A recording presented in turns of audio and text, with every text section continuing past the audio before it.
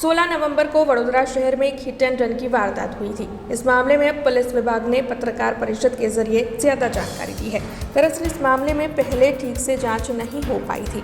Hit and run का आरोपी पिनाक सोरठिया हादसे के बाद मुंबई भाग गया था। 24 दिनों के बाद उसकी गिरफ्तारी हुई और गिरफ्तारी होने के 3 ही घंटे में उसे छोड़ भी दिया गया। यही नहीं, जिस कार की वजह से यह हादसा हुआ था उसे भी वापस लौटा दिया गया। जब पीड़ित परिवार ने इस मामले में कोर्ट में जाने की धमकी दी, तब जांच को आगे बढ़ाया गया। तब पिनाक सोरठिया ने ही हिट एंड रन किया है ऐसा साबित हुआ। हादसे में एक बुजुर्ग की मौत हो गई थी। तब इस मामले को लेकर अब एसीपी कक्षा के अधिकारियों को जांच सौंप दी गई है।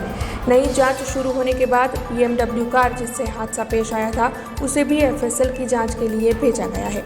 तब इस मामले में आज पत्रकार परिषद के जरिए DCP अभिषेक गुप्ता ने ज्यादा जानकारी दी है। હરણી પોલીસ સ્ટેશનમાં જે ગુનો ગયા મહિનામાં બન્યો હતો અને તે બાબતની તપાસ ચાલી રહી હતી, તે તપાસની વધારે ઊંડાણપૂર્વક તપાસ થાય અને વધારે જે ફેક્ટ્સ છે આપણી સામે આવે અને જરૂરી કાર્યવાહી થાય તે બદલ CP સર દ્વારા તે ગુનાની તપાસ હવે ACP કક્ષાના અધિકારીને સોંપવામાં આવેલ છે। વિગતે જોવા જઈએ તો આમાં હિટ એન્ડ રનનો કેસ છે અને ફેટલ થયેલ છે, તો જે બાબતના તપાસ હવેથી ACP કક્ષાના અધિકારી કરશે। હવે ACP કક્ષાના અધિકારી તપાસ કરીને આગળ રિપોર્ટ કરશે। એના આધારે આપણને હવે નવા જો ફેક્ટ્સ મળશે અને નવી કલમો એના આધાર પર એડ કરવાની થશે તો જરૂરથી કરવામાં આવશે। એટલે હવેની તપાસનો વિષય છે કે હવે આગળ કયા નવા ફેક્ટ્સ આપણી સામે આવે છે।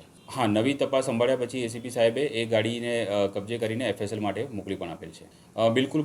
બિલકુલ ફૂલફિલ થાય એ બાબતે જ આપણે ઉચ્ચ કક્ષાના અધિકારીને તપાસ સોંપવામાં આવી છે અને ધારાધોરણ મુજબ જે RTOનું ઇન્સ્પેક્શન કરવાનું હોય છે, RTOનું ઇન્સ્પેક્શન તો કરવામાં આવેલ જ હતું, તે ઉપરાંત આપણે હવે FSLનું પરીક્ષણ પણ આપણે કરવા જઈ રહ્યા છીએ। પોલીસ માટે બિલ્ડરનો છોકરો છે કે બીજો કોઈ છે એ મેટર કરતું નથી। પોલીસ નિષ્પક્ષ રીતે તપાસ કરતી હતી, પોલીસ આગળ પણ નિષ્પક્ષ રીતે તપાસ કરશે। પોલીસ માટે એ કોણ છે શું છે મેટર નથી કરતું, તો વ્યવસ્થિત રીતે હવે ACP કક્ષાના અધિકારી સારી એવી તપાસ કરી રહ્યા છે અને જે પ્રમાણે નવા ફેક્ટ્સ ફાઇન્ડિંગ આવશે તે પ્રમાણે આગળ કાર્યવાही जरूर करवामा आवशे। हमसे जुड़े रहने के लिए हमारे YouTube चैनल को सब्सक्राइब करें और नई वीडियो की नोटिफिकेशन के लिए बेल आइकॉन को दबाएं।